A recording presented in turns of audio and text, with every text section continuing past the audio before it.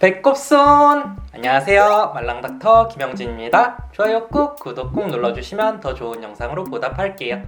혹시 키즈 수영장이라고 들어보셨나요? 어린이 수영 레슨 전문 프리미엄 수영장인데요, 36개월 미만 쪼꼬미들이 첨벙첨벙 물놀이하는 어린이 풀 이런 거 말고요, 진짜 수영장처럼 생긴 곳들이 있어요. 어린이들 수영 강습을 위주로 해야 하기 때문에 일반적인 성인 수영장보다 낮은 수심인 80에서 110cm 정도 수준의 수심을 가지고 있고, 아이들이 놀라거나 감기에 걸리지 않도록 물 온도도 일반 수영장보다 약간 높게 따뜻한 수준으로 유지된다고 합니다. 또한 아이들을 하나하나 잘 가르쳐줘야 하기 때문에 보통 강사 한 분께서 강습하는 아이들 인원은 3에서 5명 수준이고요. 너무 어려서 혼자 씻고 옷 갈아입고 이런 게 힘든 아이들은 담임 선생님께서 그런 것들까지도 도와주신다고 합니다. 유아반이 보통 나이 5에서 6세 정도부터 시작하는 것 같고요. 아무튼 요게 요새 나름 인기인가 봅니다. 키즈 수영의 장점을 보았더니 배우는 재미, 성취감, 체력 향상, 두뇌 자극, 면역력 향상, 생존 수영, 특히 이 생존 수영 때문에 많이들 등록하시나 보더라고요. 근데 며칠 전 청주 한 키즈 수영장에서 안전사고가 발생했습니다.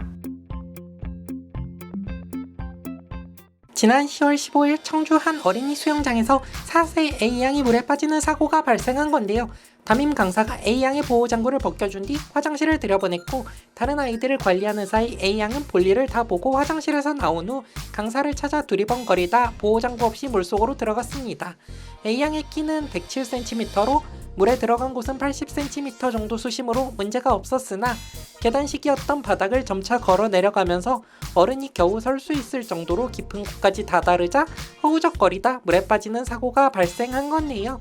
추후 CCTV 확인 결과 A양은 물에 1분 34초간 빠져 있었고, A양을 찾던 담임 강사가 A양을 발견해 급히 응급처치와 심폐소생술을 시행했다고 합니다. A양은 다행히 안정을 찾아가는 과정이라고 합니다. 고마워요, 케이씨. 이처럼 익수사고는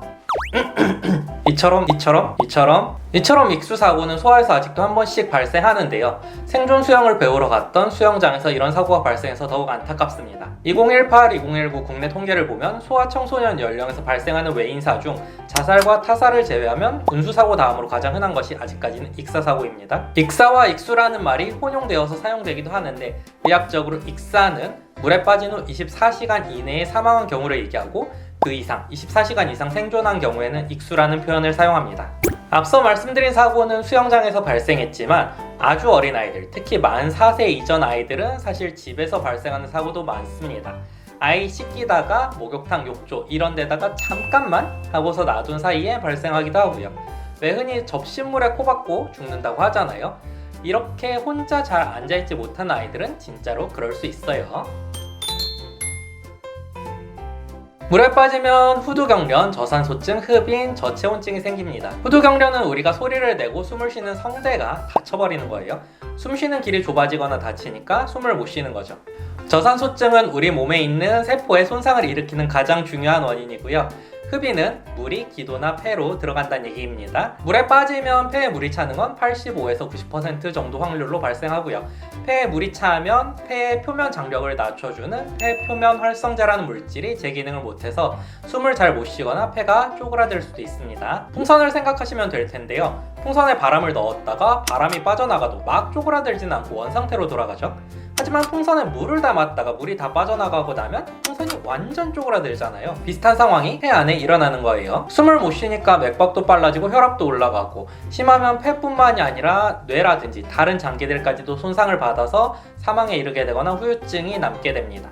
물에 빠졌을 때 이 아이가 괜찮을지 안 괜찮을지 결정하는 가장 중요한 요소는 뭘까요? 바로 시간입니다. 다른 어떤 것보다 이게 제일 크리티컬해요. 그렇다면 골든타임은 몇 분일까요? 물에 빠진 후 생존한, 그러니까 익수사고 환자의 경우 88.2%가 6분 미만의 침수 시간을 보였어요. A양은 다행히 1분 23초니까 운이 정말 나쁜 11.8%에 들어가지 않는다면 괜찮을 것 같긴 합니다. 그 외에도 사고 이후 심폐소생술 등 기본적인 조치는 최소 10분 이내에 취해져야 하고, 심폐소생술을 했을 때 호흡이나 맥박 같은 생체 신호가 25분 이내에 돌아올수록 좋습니다. 심폐소생술 시간이 너무 길어지면 그만큼 이미 많은 손상이 일어났다는 얘기겠지요. 만 14세 이전 아이들이 생존하는 경향이 좀 더 높고, 특히 5세 미만이 생존율이 좀 더 괜찮습니다. 아마도 청소년기 이후 일어나는 익사사고가 사고보다 더 과격한 상황이 많기 때문이 아닐까 싶네요. 겨울철에 발생한 사고가 더운 날씨에 발생한 사고보다 생존율이 조금 높아서 찬물이 좀 더 안전하다는 얘기도 있었지만 대부분의 연구에서 물의 온도와 생존은 별 상관이 없다고 밝혀졌습니다. 전체적으로 물에 빠진 소화 중 80%가 생존하고 이 중 92%는 아무런 후유증 없이 잘 회복된다고 하니 다행이지만 사실 어린 생명은 단 한 명이라도 사망하게 되면 마음이 너무 안타깝죠. 특히 소아 집중치료실 치료가 필요했던 아이들 중에 2~3명은 사망을 하고 생존한 아이들 중에 또 2~3명은 신경학적 후유증이 남는다고 하는데 A양도 부디 아무 일 없이 후유증 없이 잘 회복하면 좋겠습니다. 오늘 영상을 통해 드리고 싶었던 얘기는 그거예요. 대부분의 익사는 예방할 수 있습니다. 특히 수영장 주위에 울타리를 만들어 두고 들어가는 문을 따로 만들어 두면 만 4세 미만 아이들의 익사 사고를 모두 예방할 수 있고 수영장 익사 사고를 최대 80%까지 낮출 수 있다고 합니다. 적절한 보조 장비 사용은 선택이 아니라 필수. 그리고 아이들이 물과 접촉할 때는 항상 아이들한테서 시선을 떼지 마세요. 이번 사고는 수영장에서 일어났지만 사실 앞서 말씀드렸듯이 만 4세 미만 아이들은 집에서 욕조 이런 데서 사고가 훨씬 많이 일어나거든요. 그러니까 아이 씻길 때 잠깐이라도 아이 혼자 놔둔 상태로 딴 일 하지 마세요. 제가 있었던 응급실에서도 이런 일 때문에 1년에 몇 번씩 아이들이 찾아오곤 했었습니다. 전국적으로는 더 많겠지요. 오늘 제가 준비한 영상은 여기까지예요. 그럼 도움이 되시길 바라며 다음에 다시 만나요. 감사합니다.